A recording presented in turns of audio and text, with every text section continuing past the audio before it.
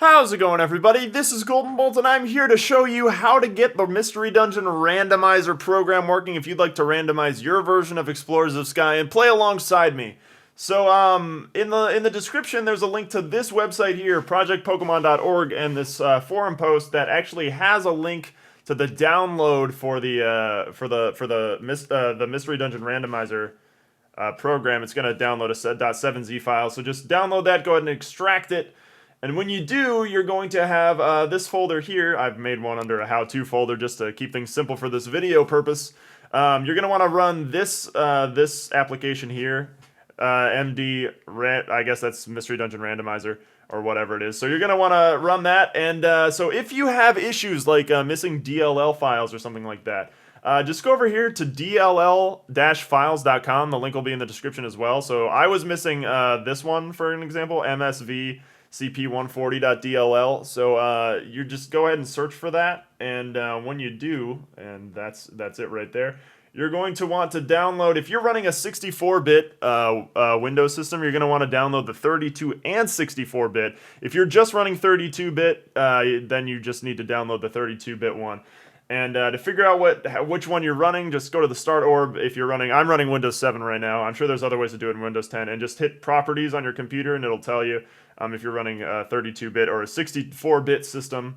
But this is only if you're running into errors, by the way, which aren't very common, so I understand. But for those DLL files, you're going to want to paste them after you download them into your Windows folder, which is on your C drive. So the 32-bit Windows users, just paste your 32-bit DLL files here in the System32 folder. But if you're a 64-bit user, copy the 32-bit into the SysWow64 folder and the 64-bit one to the System32 folder. I know those are backwards, but that's how it actually works. So the 32 goes into SysWow64 and the 64 goes into System32. I don't know why it does that. I'm not really primarily a Windows user, so I don't know. But if you're running 32-bit, you won't have the SysWow64 folder. So just put it in the System32 one.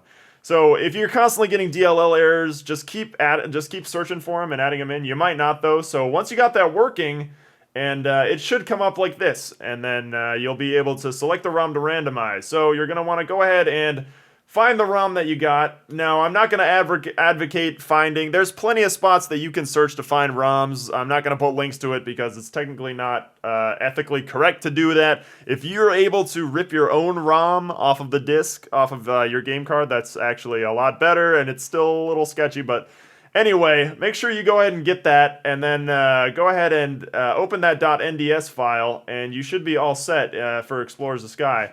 And then go ahead and you can edit a lot of the things that you want randomized. So you can randomize abilities, you can randomize the moveset, which is what I have, and I have this 50% chance ability. I don't have type randomized because that's your type, to my understanding, or the other Pokemon's type, and that just adds wild stuff right there. Like you can go ahead and do that if you'd like.